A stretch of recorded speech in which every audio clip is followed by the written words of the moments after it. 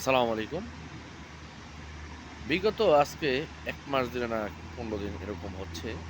ফেসবুকে দেখতেছি আপনার প্রবাসীরা একটার বেশি মোবাইল নিয়ে যেতে পারবে না। ১৬% ট্যাক্স দিতে হবে। এরা যারা আমরা প্রবাসী আছি, এরকম তো আইন তো কখনো হয়নি।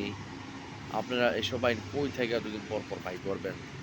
এটা তো প্রবাসীরা কি মেনে নিবে? বলেন। আমরা তো আছি এদেশের টাকা দিয়েই তো আমরা ভ্যাট দিয়ে মোবাইলটা নিচ্ছি। তাহলে আবার যে কেন ভ্যাট দিতে হবে? একবার কি ভাবেন প্রবাসীরা যদি রেমিট্যান্স বন্ধ কইরা দেয়, আপনারা এয়ারপোর্টে কি মাছি মারবেন না মশা মারবেন? আপনাদের সরকার বেতন দেয় ঠিক আছে।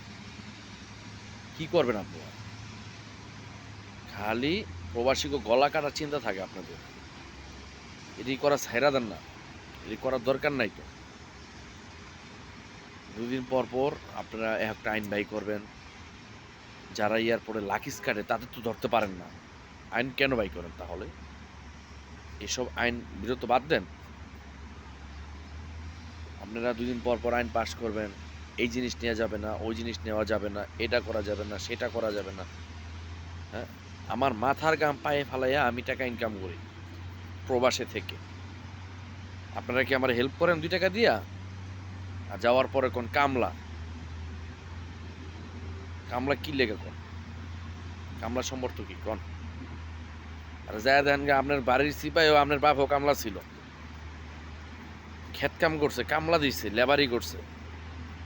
বড়, বড় চেয়ারে বইয়া লিকচার ছাড়েন বড়, বড়। ঠিক না?